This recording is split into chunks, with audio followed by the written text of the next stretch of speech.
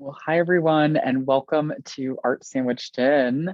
I'm just so excited for this afternoon's program. I'm David Madison. I am the Associate Curator of Education and Outreach at the Orlando Museum of Art, and I'm just excited to welcome Rebekah Lugo, who will be our speaker this afternoon from the Renaissance Theater.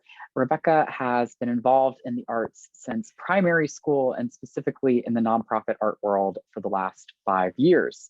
She is currently the operations manager for Renaissance Theater Company, Orlando's newest theater focused on new works. In this role, she has her hands in the daily administrative tasks, but also gets to play and influence some of the creative decision-making that happens for each project. Welcome, Rebekah. Thank you for being here. Hi, thank you for having me. I'm so excited to talk a little bit about Renaissance. Yes. And we were talking yesterday. It sounds like you do a lot at the Renaissance Theater. So you seem like the perfect person to share more. I am going to Yeah, share our screen and perfect. awesome. Great. Awesome. Well, thank you for that introduction, David. As he said, Renaissance is the newest theater in Orlando, and we focus mostly on exploring new works. So if we could go to the next slide, we'll start talking about a little bit of the history of the company. And here are the two guys that founded the company. So we've got Chris Kampmeyer over here on the left and Donald Roop on the right. And Renaissance did its very first show last May at the Orlando Fringe Festival. And Donald is the artistic director here. So a lot of the work that we first did was original works by him, but the two of them got together and did some brainstorming and decided that doing stuff at Fringe just wasn't enough, and that they wanted more, and that they wanted a space where they could create things together and just kind of have fun and push the envelope a little bit. So Chris did a crazy thing and decided to hire a bunch of people and buy a building. And so that's kind of where we are right now. So the next people, if you want to click to bring up the next people that were added to the team were myself and Chris Famey. So now we've got two Chris's. So we just call them by their last names, Famey and Kampmeyer. And myself were the full-time staff members when we opened the company officially and stepped into the building. And since then, we've added a couple more team members. The next one was Steven, our sound engineer. And the final one is Jason Bailey, who is now our resident music director and accompanist. And we're really excited. And I heckle the boys all the time. I'm the only female that's on staff full time. So I've been heckling them about making sure that we hire a female coming up next. So I won't let them forget that. Let's go on to the next slide. So this is just a quick video for anyone that hasn't been in our building for you guys to take a look. So it's just a short 1-minute video.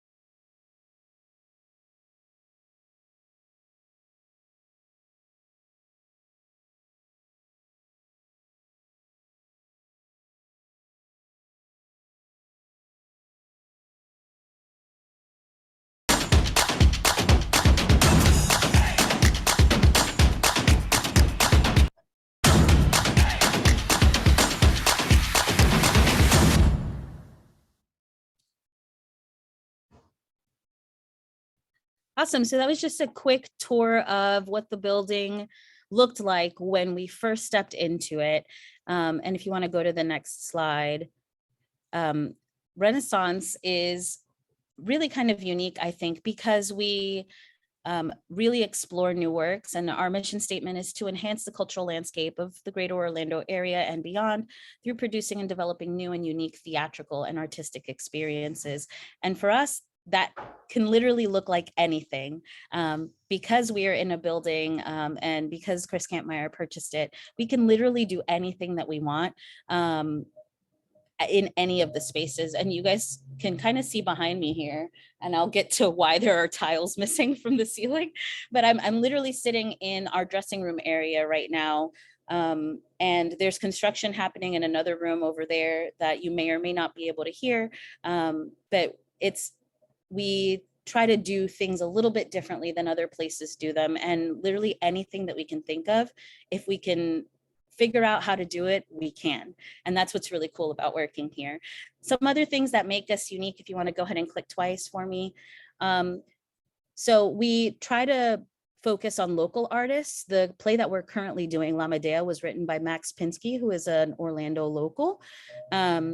We are very, very much focused on fair pay for our employees, who are all artists. And as we all know, artists often don't get paid fairly.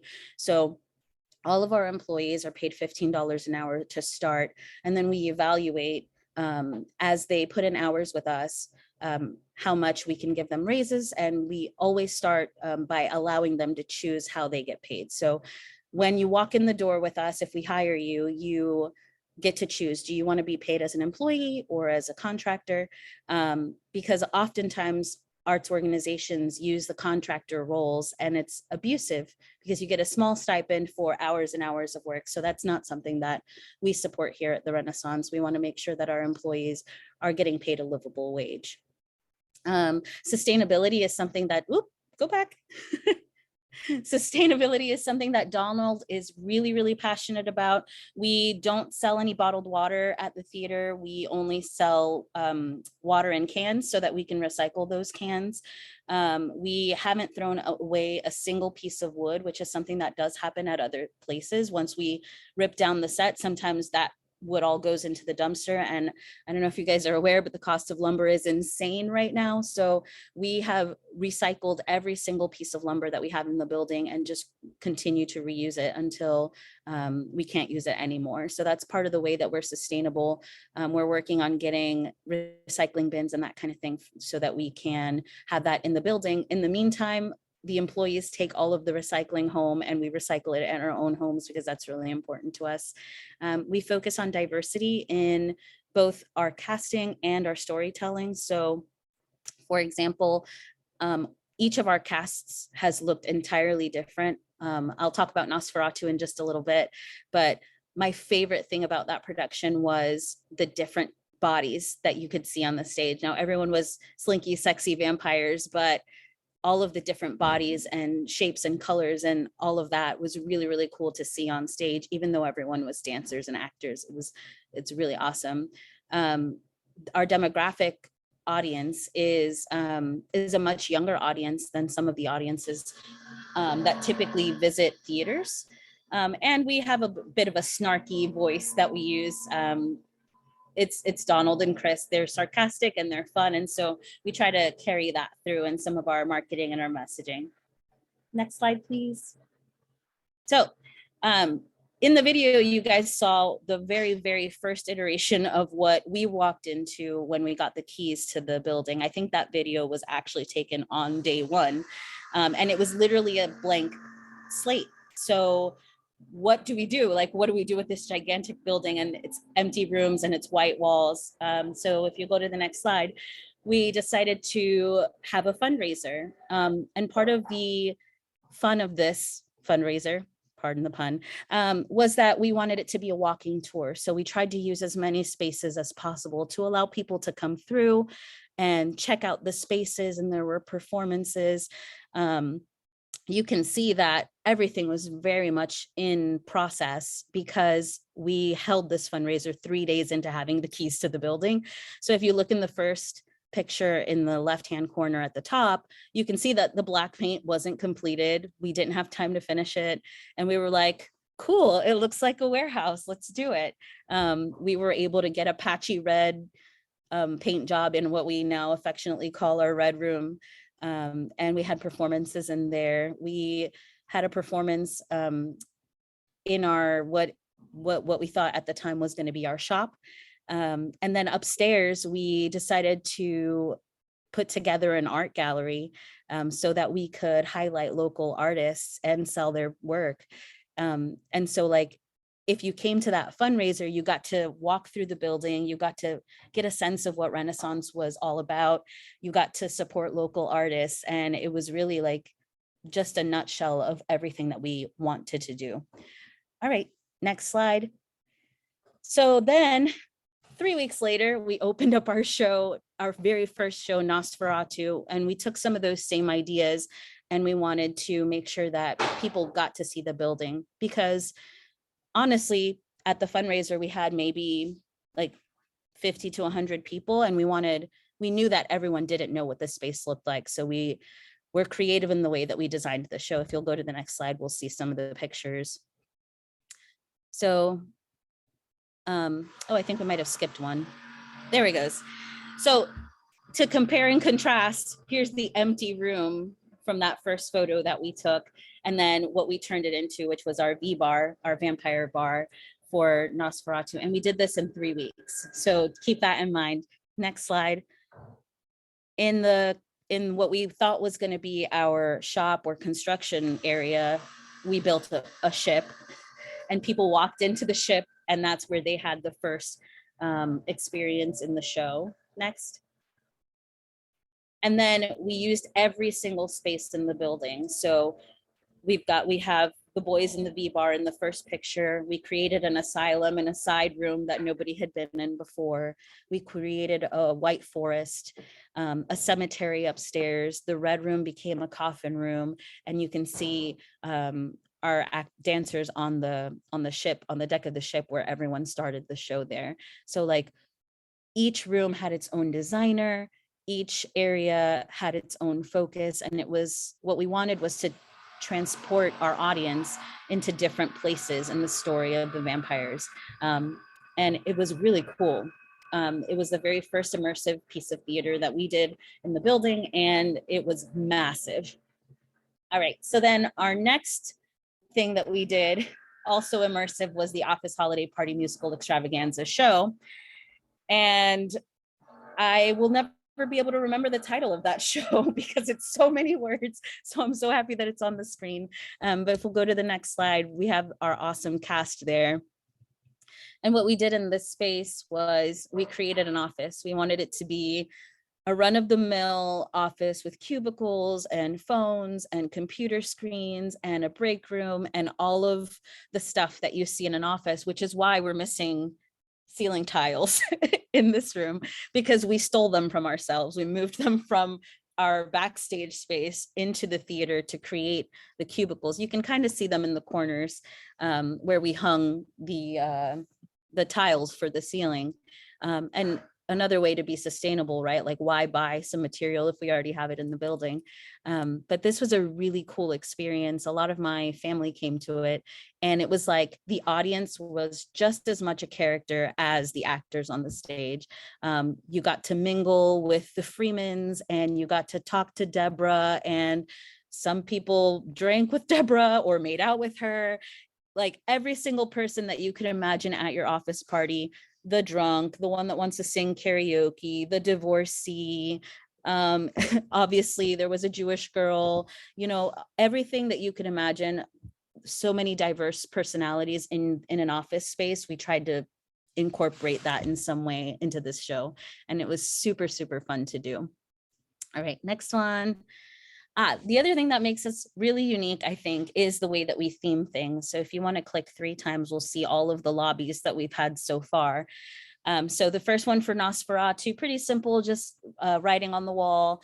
Then we did a mural for the office party. The company's name was Grip and Fister. So that's what was on the wall there. And currently our show, La Medea, is a little bit more detailed. There's actually 2 murals, this one that you can see with the candles underneath it, and one of the artwork for the show, which is the 2 children on the side wall. But this isn't the only way that we theme things, even down to the drinks that we serve at the bar. are themed. So for Nosferatu, we did V-Blood. For Grip and Fister, we had holiday drinks available. For La Medea, because it's a Latinx show, we have drinks that are from the Dominican Republic, and we use Mama Juana. And so it's like a really immersive experience in all of the ways that we can think of to make it immersive. Next. So this is a really cool graphic of a snapshot of what our first few months in the building and as a company looked like. Renaissance Theater ended their year with these figures. Most importantly for us was the number of artists that we were able to employ. And some of those artists were working with us pretty regularly, like every week. And some of them came in to help for a few hours because they had some downtime from their work or because they wanted to work on a creative project. But all of those artists got paid $15 an hour. And we were able to help them and they were able to help us in a symbiotic relationship in that way. We raised over $56,000 in our first few months in the building. We sold over 2,000 tickets. So it was a really incredible start for our company. And we're just really excited to see where it goes next. One of the goals for the company is to have a list of founders. So we would love to have 500 donors help us reach the $100,000 mark before September of 2022, which would make a year in this building. And we're over halfway there. So that's one of the things that is one of our goals. Next slide, please. So what's coming up next for Renaissance Theater? Yeah, we're about to do a reconstruction of the building. So where the area that I'm sitting in now will not exist in a few months. Baker Barrios is working with us to create a plan for what the building will look like and what it could potentially be for us. And we're going to do that all in stages, the first of which will happen in the next few months. We're going to get more bathrooms, which is excellent because that means that we can increase our capacity and we can have more seats in the building, and that means that more people will get to see our shows. But also we're going to redesign the dressing rooms and make them more convenient and better for our performers. And so all of this space and the Red Room will look a little different in the next few months, and we'll have new entrances. And I can't imagine, like I've seen the plans, but I don't really know, like I haven't been able to wrap my mind around what that's going to be like. So I'm really excited to see what that turns out to be. Next slide.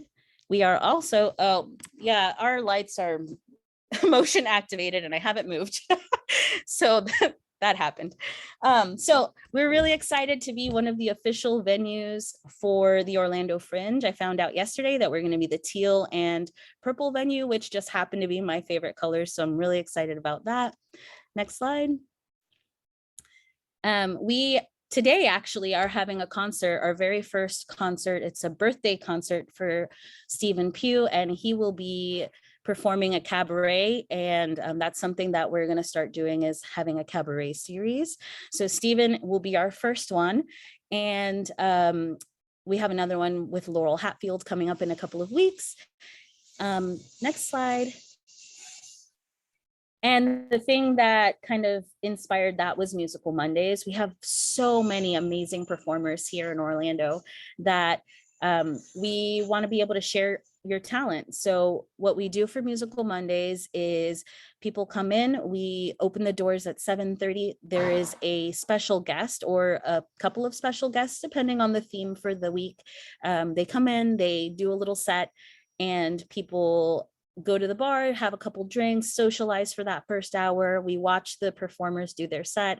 And then after that, we have an open mic section where literally anyone that is in the building can sign up.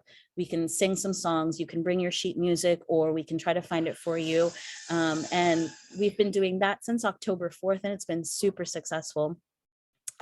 So we're really excited to continue that series, and we've added in some themes. For example, next week is Valentine's Day, so we're doing a Love Sucks Musical Mondays, and we hope you guys will all be able to join us for that. Next slide. And so the biggest three things that are coming up are all of our Fringe revivals, I'm going to call them.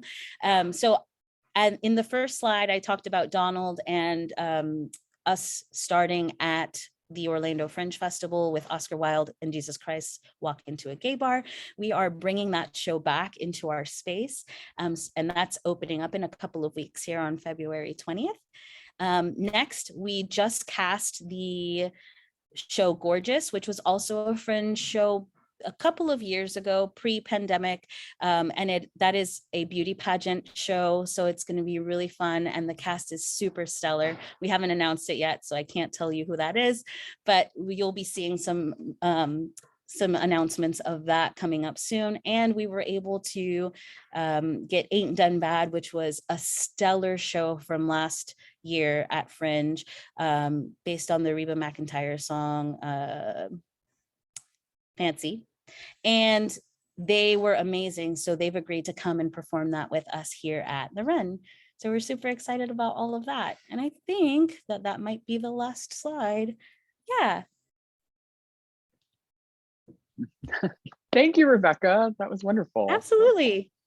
I have some questions for you. I'm going to stop sharing here, and I want to encourage any of our participants who are watching right now, if they have questions as well, you can post those in the Q&A, and I'll keep an eye out for that. I would be interested, since you have been involved in the theater community beyond Renaissance Theater, and hearing a little bit more of your perspective on maybe the shifting landscape of the theater, or shifting landscape of the theater community here in Central Florida, here in Orlando. What you've observed, where you think it's heading, maybe a zoom out beyond the Renaissance Theater, and I guess from that perspective, how the Renaissance Theater is going to kind of help set a tone for the community moving forward. Yeah, so let me first say that I hope that the Renaissance Theater will set a tone for the Orlando community. But zooming out a little bit, I think there's been lots of issues that have come up in the theater community, fair pay being one of them, diversity being another. And so when organizations like this one can kind of step forward and say, hey, these are things that we believe in and that we are willing to support, I think that sets a really great example for other places. But most importantly, as an artist myself, I find that the more that theaters speak out about these things, the safer it is for people like me to go and be a part of a theater and to do the things that will help diversify who we see on stages.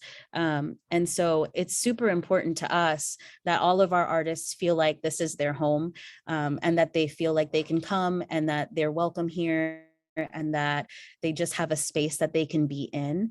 And so that's one of the things that I love most, but that we're not the only people that are doing that. And I honestly, I feel like everyone is moving in that direction, which is a great direction to move in. Yeah, I really appreciated the fact that you really put the sustainability and the business sense in this presentation. Often when we do artist talks and theater company talks, it is more on the production side, but I think it's really important that you're thinking about sustainability as a new theater company and paying them fair wages. I think what you mentioned about contract employees, very much so, that could be an abusive space in terms of some of these arts organizations. So I really do appreciate where you're headed with that and the vision for that. That's one of the things that's really important to us. We don't want to abuse anyone. We don't want people to feel like they are being mistreated. So one of the really cool things, and I don't even know if I'm supposed to say this or not, but I'm going to share it with you anyway. So one of the really cool things that just kind of spontaneously happened, we were just casting Gorgeous last week, I think on Sunday, and Donald came over to me and he said, hey, I'm going to give you a really annoying task to do. And that's like my life. Donald very often comes over and gives me an annoying task. But what the annoying task was he wanted to pay everyone that was at callbacks. So I literally had to input everyone into our system in Square, get all their tax information, write out checks. And I walked out and I said, hey guys, please bear with me. Like, we really want you guys to know that we value your time. And so we're going to pay you for these callbacks. And like the room just like went entirely silent. There was just like, they were shocked because Yeah. when have they ever been paid for being there for a callback? But we were taking up 3 hours of their time, right? They could have been somewhere else doing something else. And so in that moment, I was just like really excited. It was an annoying task, sure, but I was really excited to be able to write those checks for them, because like if I'm going to spend 3 hours of my time somewhere that could potentially lead to a gig, that's great. But how many times have I been to a callback and sat there for hours and hours and got nothing out of it? Many, many, many times. And so even for the people that didn't get cast in Gorgeous, we hope that that was a positive experience and that they'll now have something good to say and that they didn't feel like they wasted their time. I think that's a really beautiful model. I also think that helps maybe allow access to the theater or access to this profession in a new way for new demographics. I know diversity is something that you talked about and highlighted a lot throughout the presentation, and something that you're taking very seriously there. And maybe you could just maybe expand a little bit about what you or how you all are defining and thinking about diversity in terms of not just the performers you work with, but the audiences that you're bringing in. Yeah. So for us, diversity is anything that makes someone different from someone else, right? So that could be race, it could be ability, it can really be anything. And so when we are talking about diversity of our audience, one of Donald's goals was to bring in younger audiences, because typically audiences for theater are older and lean on the wealthier side, right? Middle class to upper class. And so sometimes a college kid doesn't have money to pay for a ticket, or someone who, you know, just doesn't have it in their expendable funds to come to the theater. So we've done a lot of giving tickets away to people if they can't afford it. We on the ability front, I had someone email me and say, hey, I have a problem with my arms. Do you guys have a place where I can sit in the audience and be able to rest my arms on something? Because usually not all theaters have armrests. And so we were like, absolutely, that's something that we can do. And because we don't have all fixed seating, we can move our chairs around and do whatever we want with them. So if this person needs a particular chair, I can go find that chair for that person, right? So it's like little details like that create a space where it's really safe and really welcoming for people to come in, whether they can afford a ticket or not, or whether they look like everybody else or not, or whether they have the abilities everyone else does or not. So when we think about diversity, we're thinking about all of those aspects.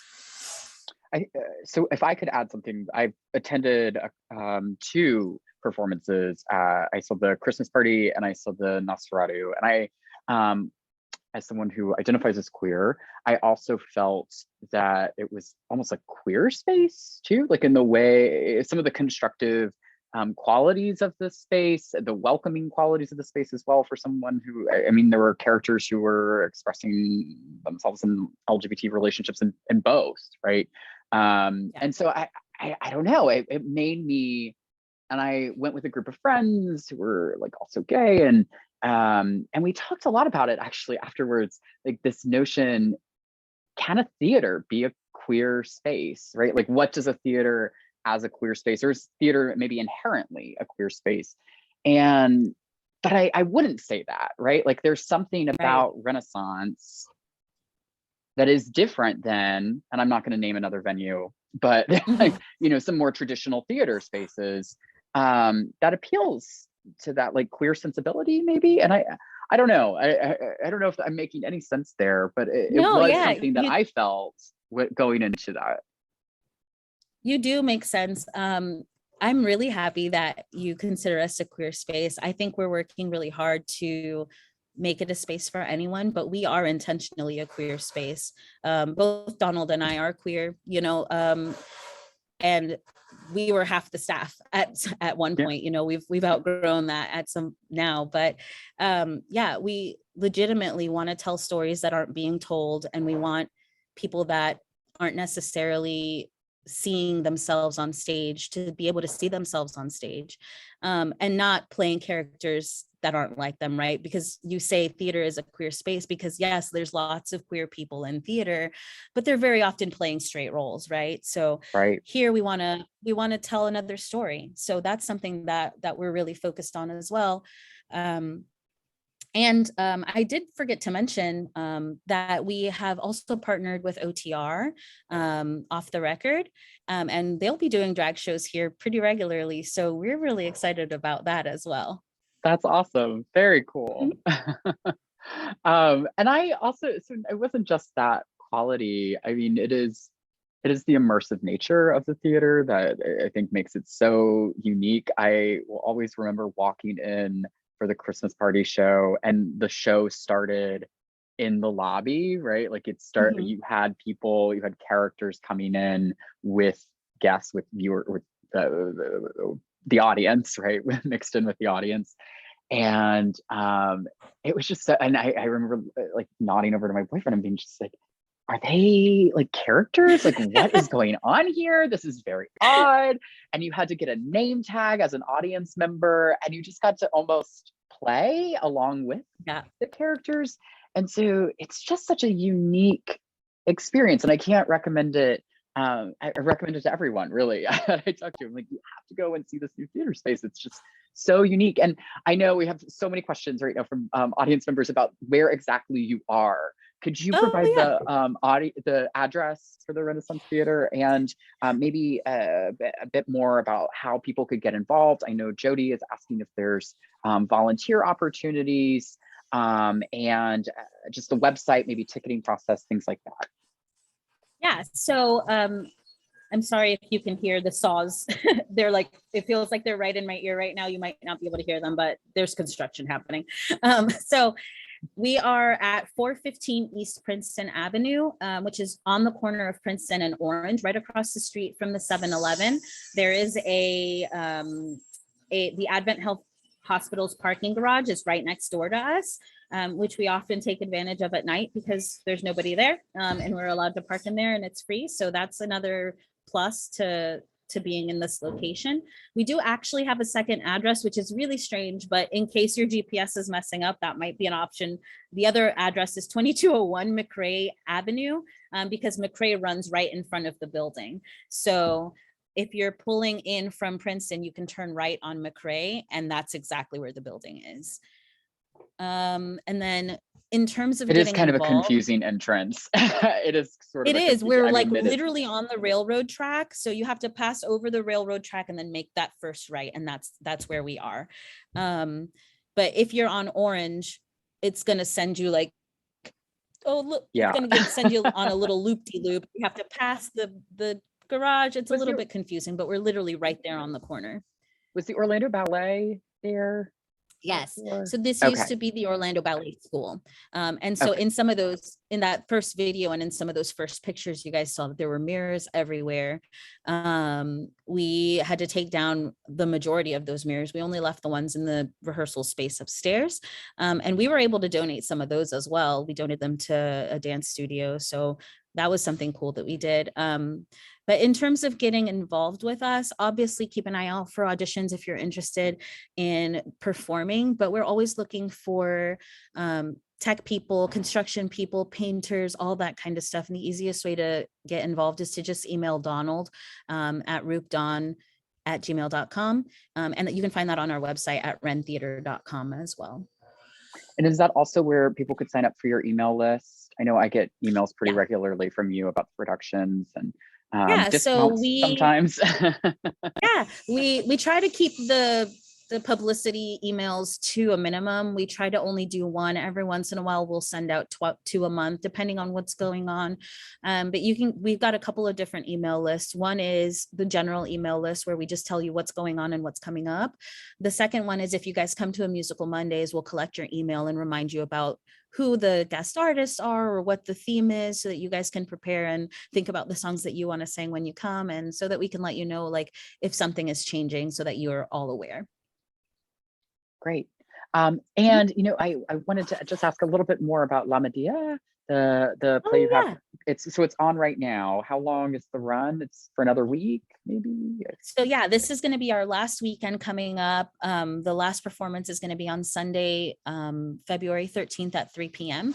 But we also have shows on Friday and Saturday at 8. And the show is spectacular. It is dramatic. It's not a fun like up show like the Christmas party, and it's much based off the different than Greek anything else tragedy we've though, done. right? Medea. Okay. Yes, it is based off the Greek tragedy. It's adapted by Max Pinsky. And the really cool thing about it is that it's all Latinx. So it is in Spanglish, mostly in English with some Spanish interludes, but the entire cast is Hispanic or Latin. It takes place in a Dominican botanica, or like a witch voodoo shop. And as soon as you walk in the door, as you mentioned about our holiday party, like we had light incense and there are candles so that you feel like you're really in this shop. And so that's the experience. I grew up Puerto Rican, so my influence is all over the stage there. The incense is all like, I wanted it to really feel like you were walking into a real live botanica, and I think we've been able to achieve that. Wonderful. Well, I hope that Mhm. folks who are watching have the opportunity to visit the Renaissance Theater to see a show at the Renaissance Theater. Rebekah, thank you so much for spending time with us, for sharing so much more about this organization. Welcome to Loch Haven Park, by the way. Like, Thank you so we're just so happy much. to have you as our neighbor. We're so excited, and we can't wait to see what happens. Honestly, I don't know what's coming up next. Like I know what the plans Yeah. are, but it's so hard to like kind of get it into my brain of what's going to happen next. So I hope you guys will take this journey with And us. Fringe. I'm so excited every year for Yes, it's going to be Fringe. awesome. So that's the best. Well, thank you, Rebekah. I hope you have a great rest of your day. And thanks to everyone who watched today. Thank you. Bye.